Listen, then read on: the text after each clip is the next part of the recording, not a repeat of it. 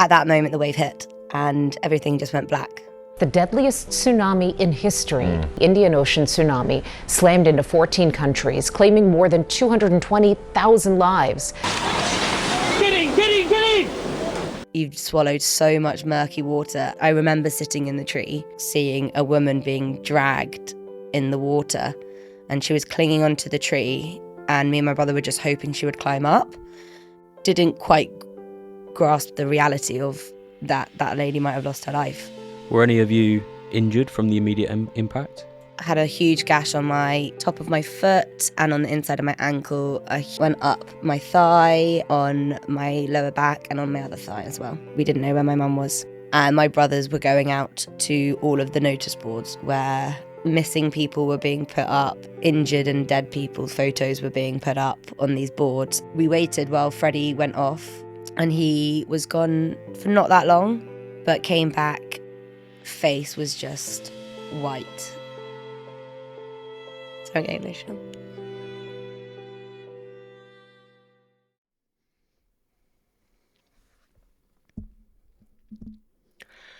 On Boxing Day 2004, one of the most powerful earthquakes ever recorded triggered waves up to 30 meters high, traveling at the speed of a jet, killing over 230,000 people across 14 countries.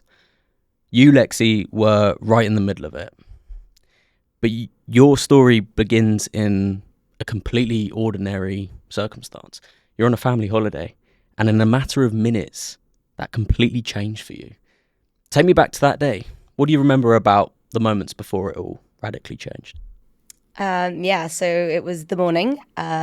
We'd all had breakfast. My mum was still having breakfast. Me and my brothers had gone back to our little bungalow, which was just behind the beach next to the pool.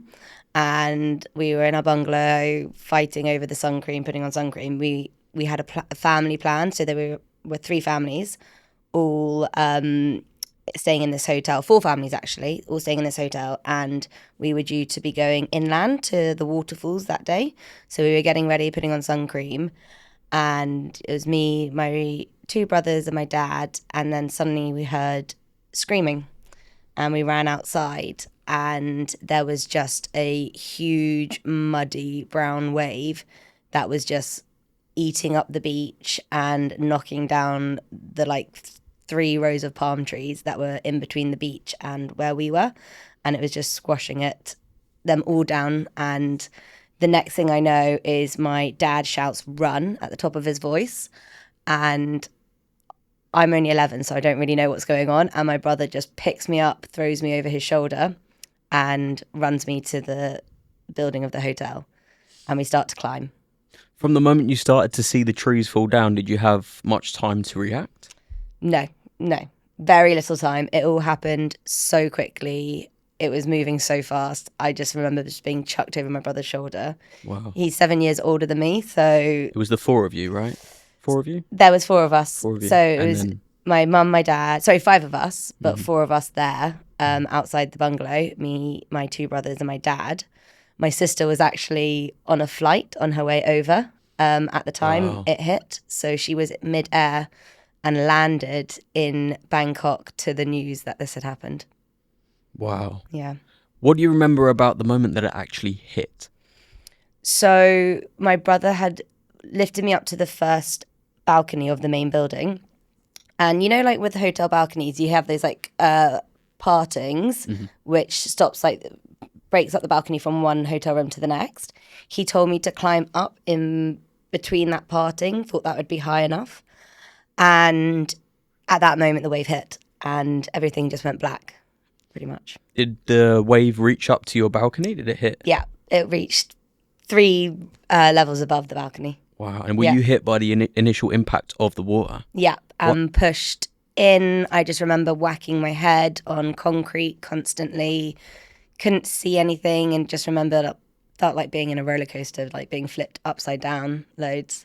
And you're being pushed amongst loads of... Are you along the coastline during this, or are you... So the hotel is on the coast, yeah. Yeah. But we were being pushed further into the hotel. Yeah. So we were pushed through the glass doors of the sliding doors of the hotel room and into the room of the hotel. And then obviously pushed out through the door of the hotel room, out the back. And then the next thing I noticed was this a huge drop in my stomach where we'd obviously been pushed over the other side of the hotel and just dropped down into the swamp that was behind the hotel. It wasn't a swamp when we moved into the hotel. It was a lovely green forest, but with the water, it had turned into a swamp. So you're being pushed now, and the tsunami, I read online, it was moving at like speeds of like 500, 600, 700 kilometers an hour. Yeah. That is the speed of a plane in the air almost. Really? Yeah, it's insanely fast. And at this moment, you're in the water and you're probably amongst a ridiculous amount of debris. Yeah, loads. Constantly. And what are you doing? Like trying to cover your head or? I don't really remember trying to do anything. It was too fast. It was like being in a tumble dryer. You're just being thrown about. So you can't even, your arms are being knocked left, right and centre. So you can't even reach up to put it around your head. It's only when we came up for air as we were over the back of the hotel and we were being pushed out further inland by the wave that you get a chance to actually come up for air and breathe and see what's happening around you. And in your story, I read on LinkedIn that you and your brother caught hold of you and pulled you up into a tree. Yeah.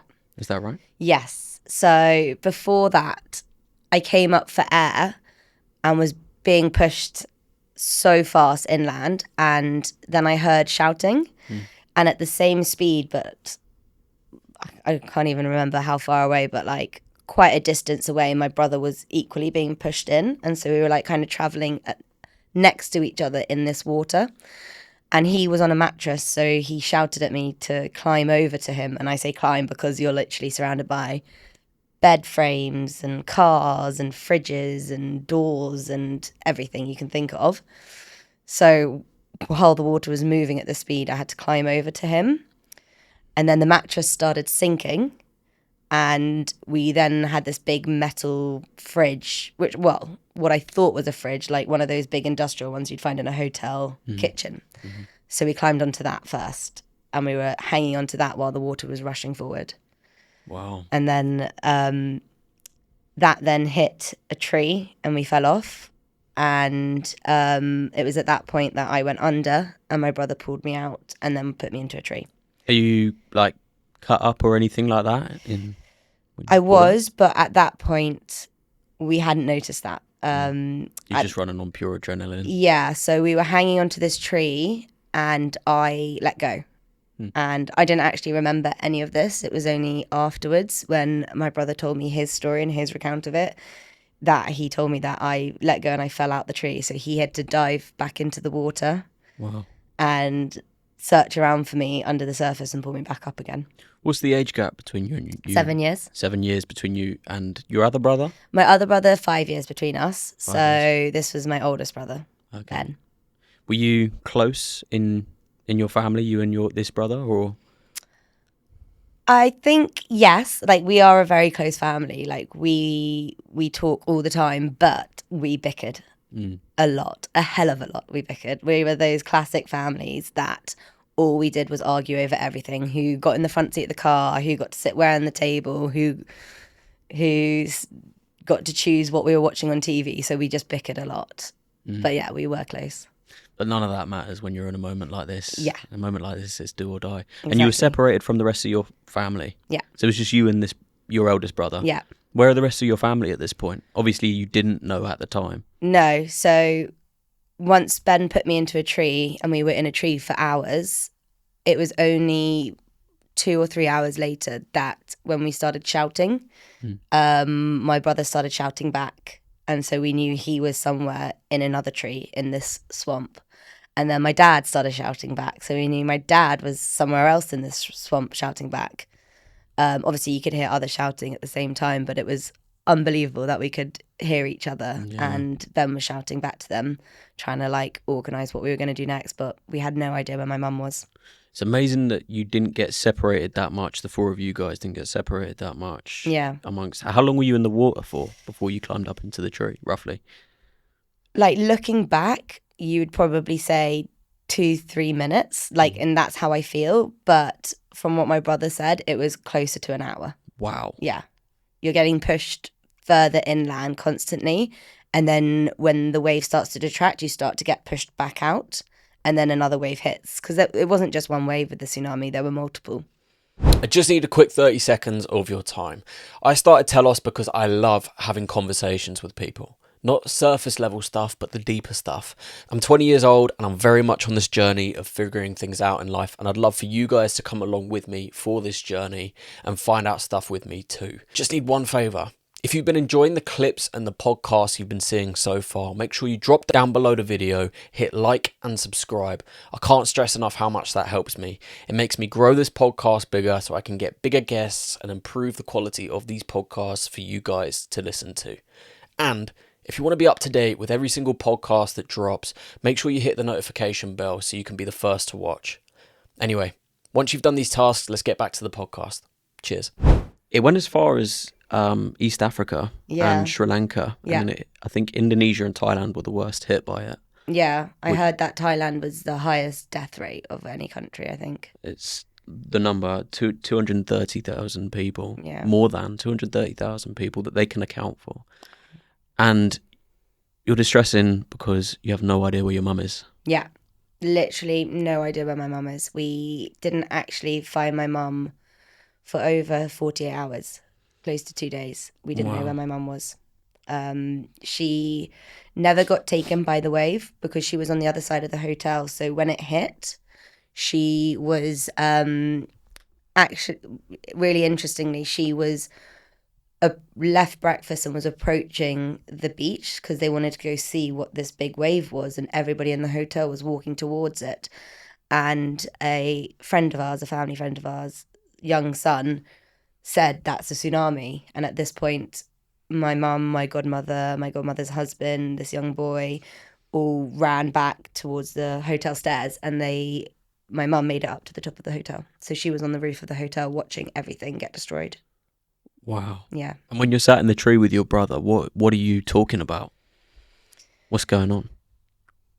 I just remember everything he was doing to distract me. Mm-hmm. He was being your classic caring older big brother. Because he's 18 years old at this point? Yeah, 17, 18. And his focus was to distract me. So obviously it was Christmas time.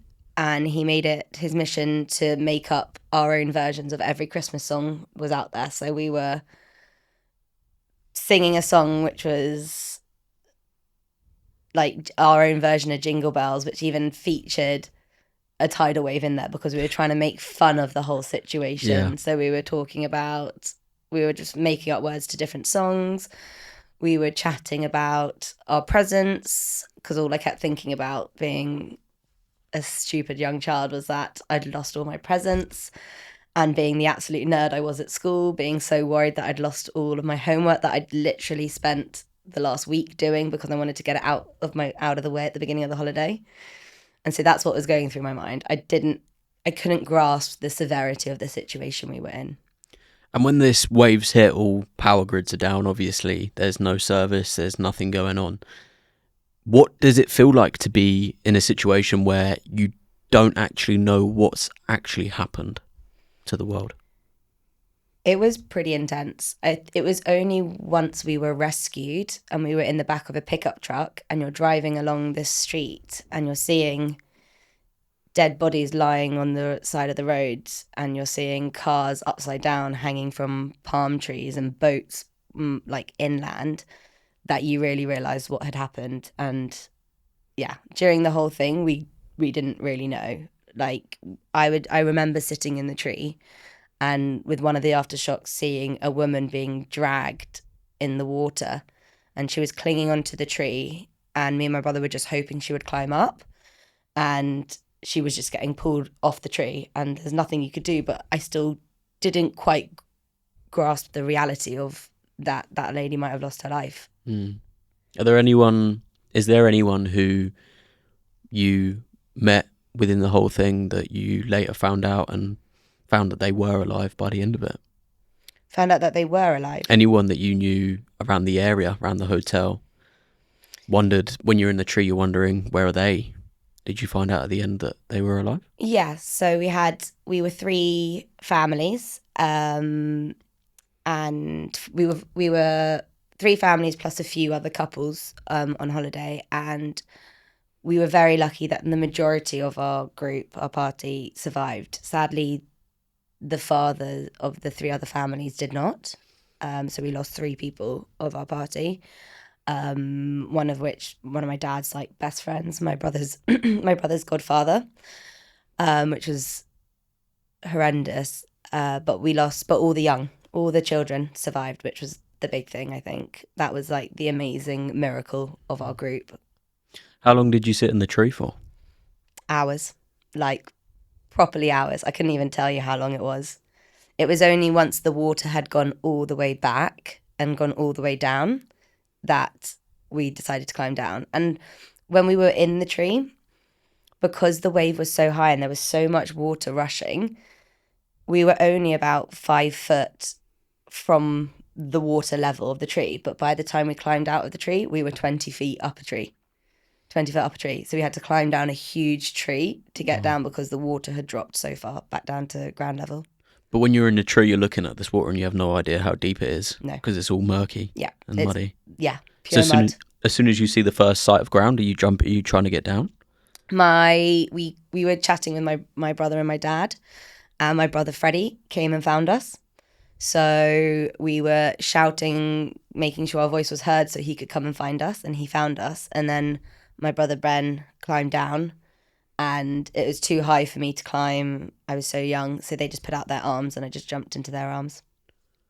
Wow. Yeah. And you fell about 20 feet here. Big tree. 15, 20 feet into their arms, yeah. Into like ankle deep water, which we could see like there were eels swimming around, there were fish, there was everything that had been washed in from the ocean. Were any of you injured from the immediate impact? Me and my brother were. Freddie, I don't know how to say this like politely. Freddie's a bit of an idiot in the sense that he had barely a scratch on him. And afterwards he was used to say, it was because I just let the wave take me. I didn't fight it. And you're just like, you're a twat. You're actually a twat for saying that. But me and Ben were cut up pretty bad. So yeah, we had scars.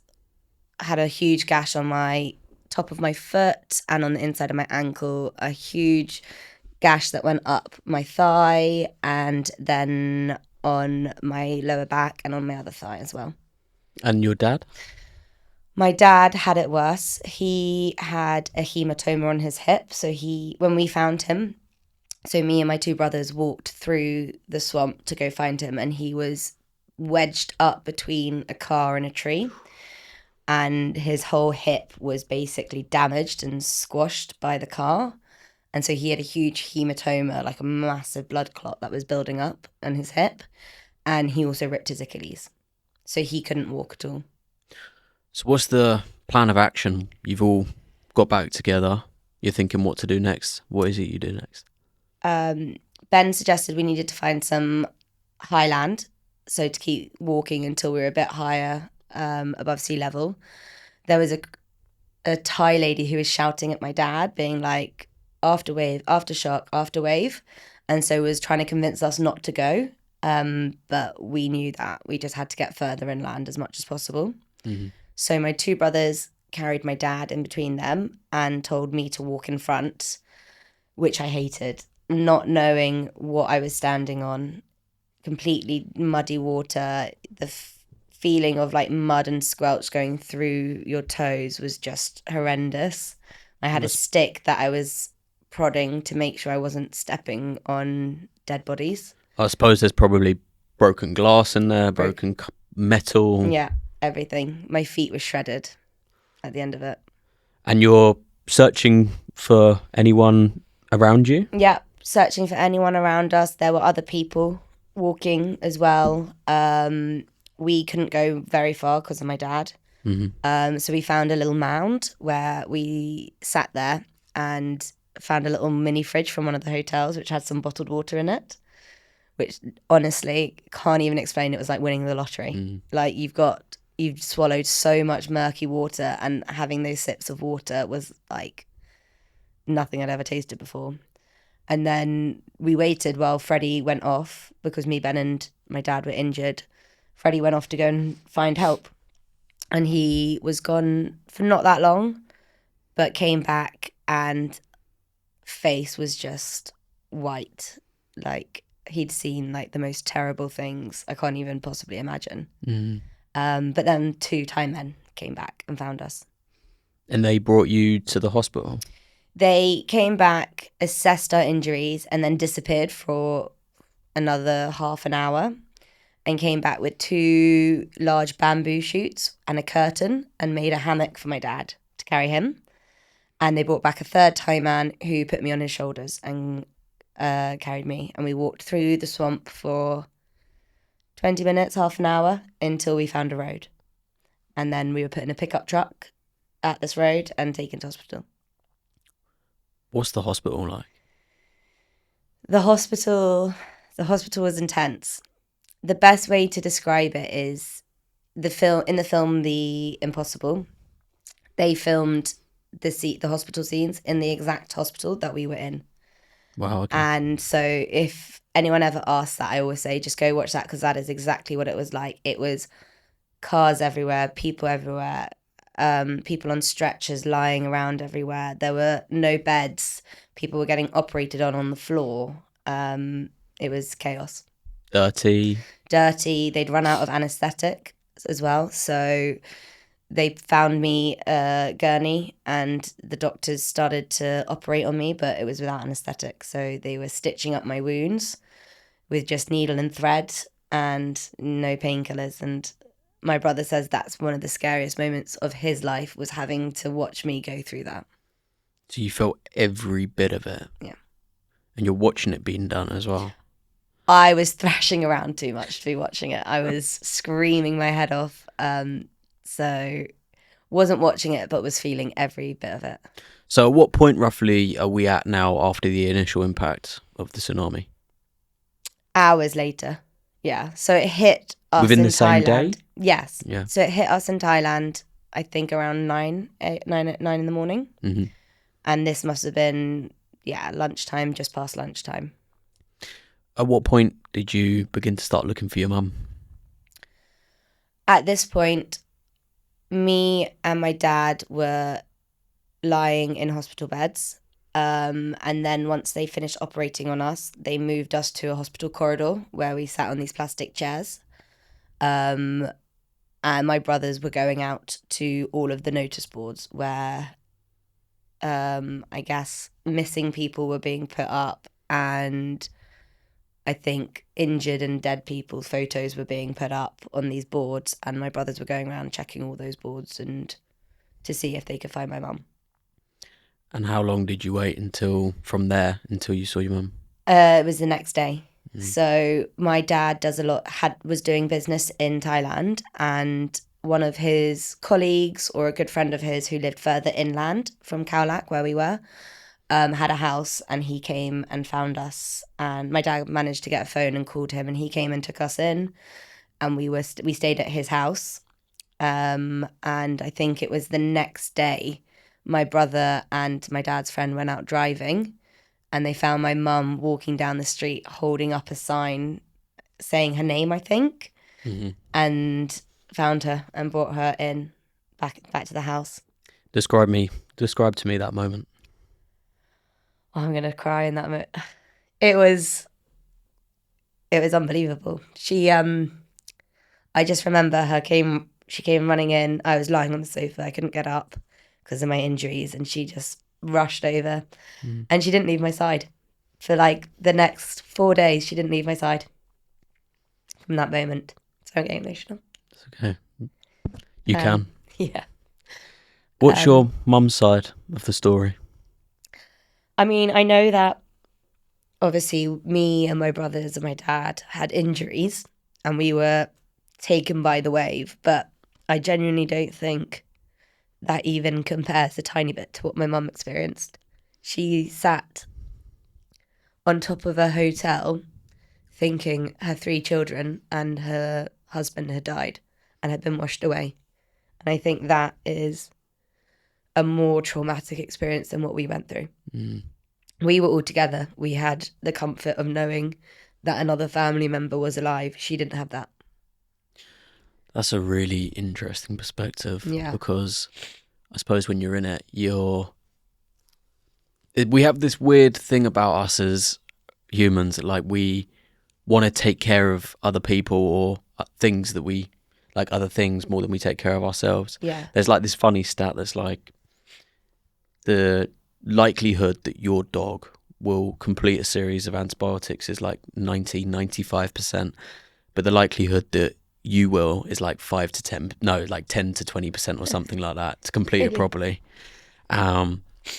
So when you say that, I find that very interesting because I think that is any parent's hell, is worrying that your kids haven't made it through something that you've just watched happen below your feet. Yeah. And was she hit by the wave, or was she just on top of the hotel the whole time? She was on top of the hotel. She says that she was the last person to make it to the top of the hotel as the wave hit. And yeah, and so she was up there with some of our other family friends who were up there with her. And then about an hour later, my godmother appeared at the top of the hotel, who she was taken by the first wave and was in the water, but then managed to get to the top of the hotel before the second wave hit. So, yeah. Is the wave much below your mum, or is it just... She says it was brushing at her ankle as she was running up the stairs. And that's at the top of a hotel. Yeah. To give you a real perspective of how much water that actually is. That must have taken hours and hours for it to finally drift back into the ocean. Yeah. So when you were in the hospital, you've got your brothers, your mum, your dad. Where's your sister? Sorry, we were at our family friend's house. Okay. Yeah. And where's your sister? My sister was in Bangkok. Oh, she didn't get hit by the... She didn't get hit by the wave. She landed in Bangkok and was told that all flights to Phuket were cancelled.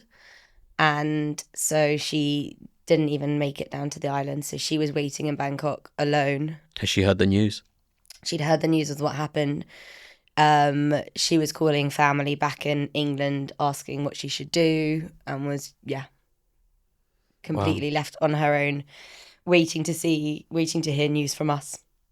So I've seen the film The Impossible, and I think many people who actually know the story of what actually happened have learned it through The Impossible. When it happened, 2004, I wasn't alive. As many people, like my friends, weren't alive as well, so they only know about it through the film. How well did they do at creating a good depiction of what actually happened? Incredibly well. They, I think, because they filmed some of it in Thailand and in the actual hospital and in the actual hotel that we were in, it's so realistic. And the wave it really truly represents the speed and the amount of debris and the amount of mud and muck there actually was in the water. So we were speaking before about that, and you said that the film is kind of based on you and your family. Yeah, so it's based on a Spanish family who was staying at the hotel with us. And I remember the three boys because I was playing with them in the pool the days leading up to Boxing Day.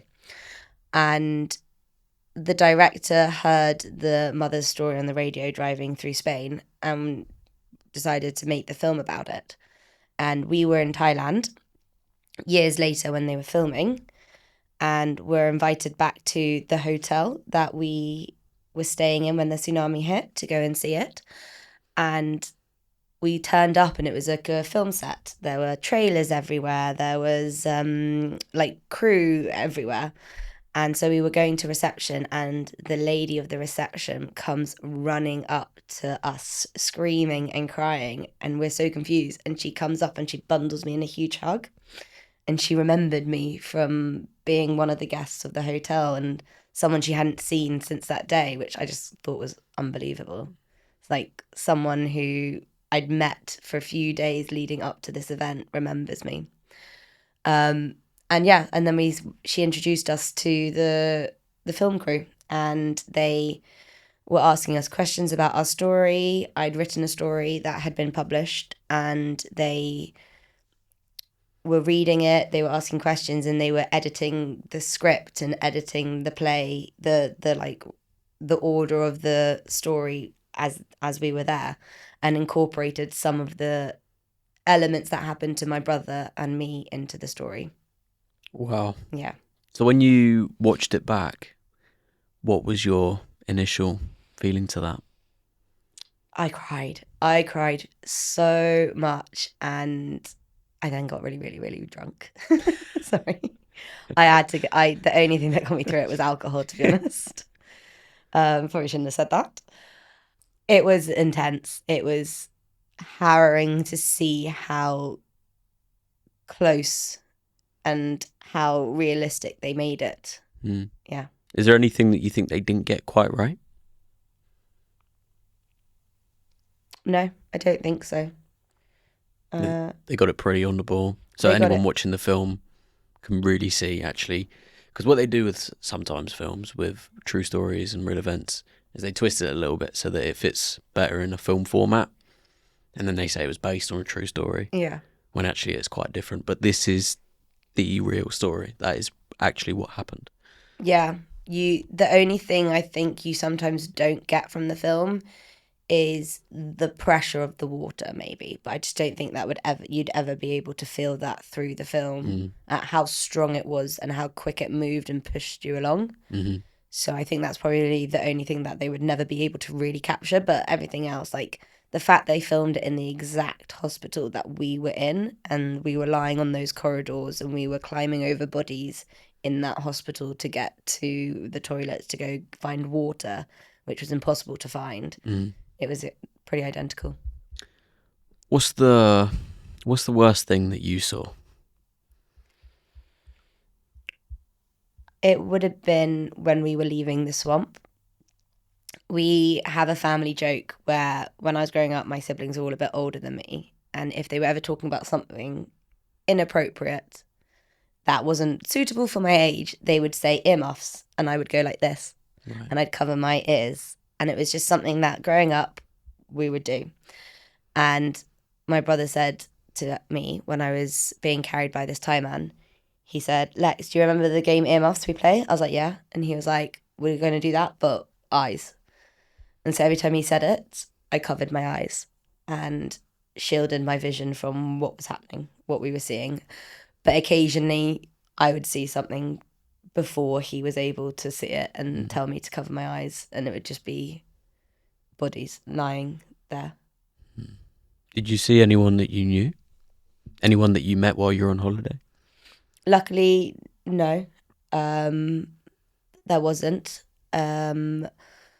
We did see a woman that was clinging onto a tree, who we actually did see later on in the hospital from a distance, which was quite nice and reassuring that we saw that she'd made it to hospital. Mm-hmm. But no, I didn't see any bodies of anyone I knew. So you're all back together now. What happens from there?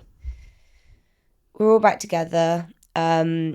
We are taken to another hospital to try and sort out our wounds, which had become severely infected. And then we are taken to Bangkok. So we're flown in an army airplane, which was one of those proper military planes which doesn't have an actual back to the airplane. Mm-hmm. And you're strapped in these netting seats.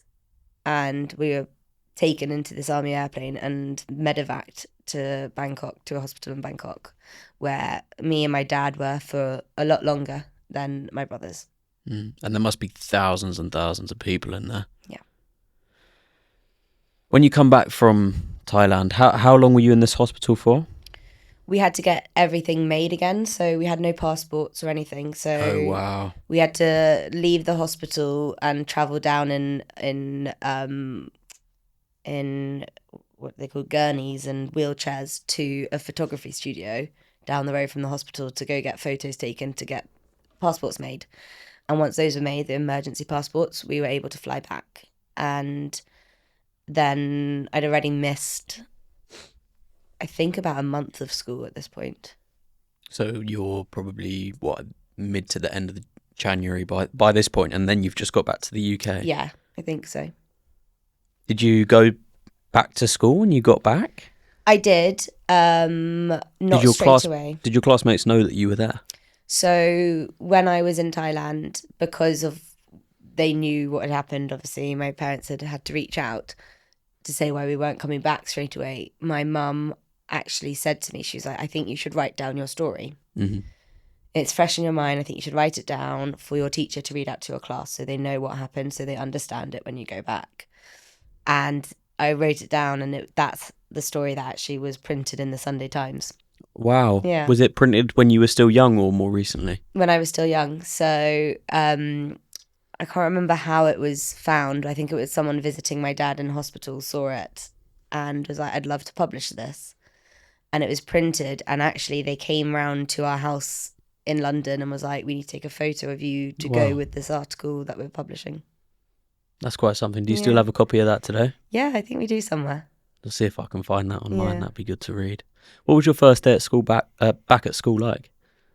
I was so young that it was difficult to remember, to be honest. I remember I had crutches because I couldn't walk properly.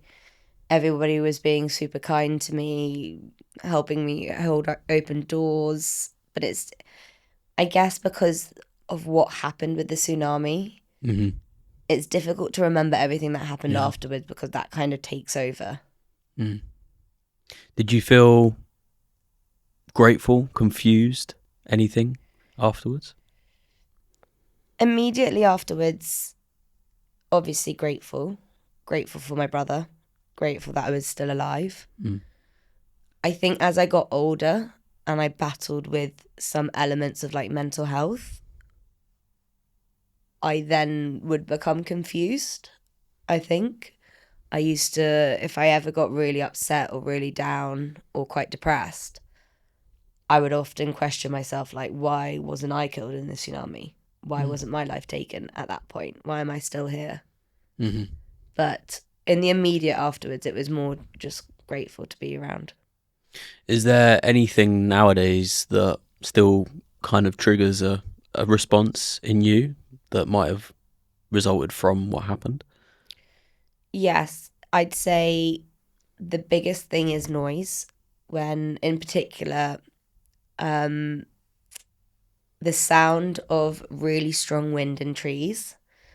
When I was at uni, there was a route to uni which was through a park in Leeds, and it was through Hyde Park. There were trees lining the path, and it was on a hill, so it got really windy. And when that wind hits the trees, the sound that it made was identical to the sound of the wave crashing all the palm trees and pushing us through. And that often used to trigger me back. Triggers anxiety and stuff like Yeah, that. a little bit of PTSD. Nowadays, for you looking back, obviously it would have been hard for you to come to terms with it. When would you say that you really started to fully grasp and understand what had actually happened? The first moment was when we were in the pickup truck. Yeah. That was when I really understood the severity of it. Not even when we saw bodies in the swamp or when I was injured and I saw how injured my dad was. It was just in that pickup truck when you're actually seeing the devastation the wave made. Mm-hmm. But when I got back to England, I don't know when it really hit, to be honest. It was just a part of my life that was always going to be there. So it didn't really have this like overarching severity element to it. And I think that was down to my age, to be honest. Do you think being young is potentially could have benefited you in a way, suffer less with like trauma and stuff? Massively. 100%. I think I was so young to understand what was happening at the time that you don't take in everything that's happening around you that my brothers would have taken in. Yeah. And I think that has definitely protected me like significantly. You look back at it as a more factual element rather than that much of an emotional element. Like obviously talking about how my mum felt in that situation was something that I'd learned more as an adult. And so that's why it's got a bit more of an emotional side to it. Mm-hmm.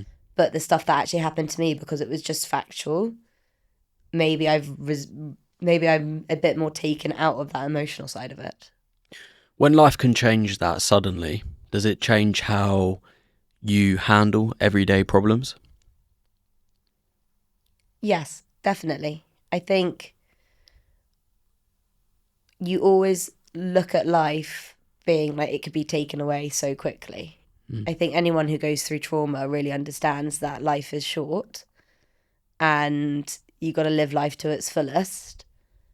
And I think I've definitely always done that and always had that because of what happened to me. I'm definitely less risk averse than a lot of my friends and family. I think I will always say yes to new opportunities if I can, because I just know that things can change so quickly. What are some of the other positive unintended consequences of the tsunami that have had an impact on you today?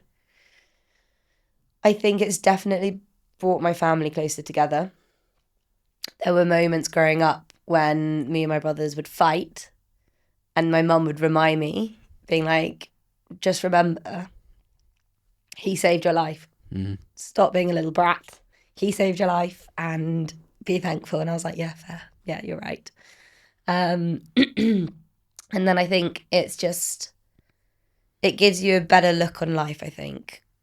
I think I've struggled with mental health and anxiety and depression, and it kind of gives you that added element to keep fighting because kind of... You've been worse. Yeah. You've been in worse situations. Yeah, exactly. Gives you perspective. Yeah, it gives you perspective, exactly. And it minimises the problems of the now. Yeah, exactly. Nothing's as bad as that. Nothing's as bad as what happened to my family, to my godmother, to our family friends who lost their father in it. So, yeah. Do you think something like this gives you a different relationship with fear?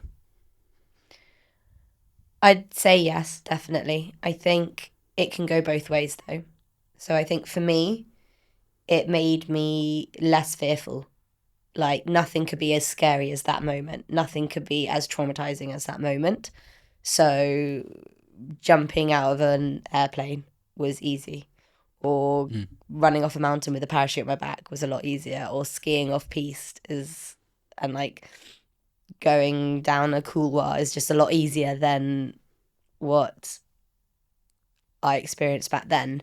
But I do understand that for some people it can increase your fear. You know, in a way that's almost like PTSD-like as well. Yeah. How has this shaped the direction of your life now? The direction that you're headed? I think it's made me realise that, I don't know, I think it's shaped my life in the sense that I just want to live life to the fullest. Like, Bounce on every opportunity that you get. Yeah, exactly.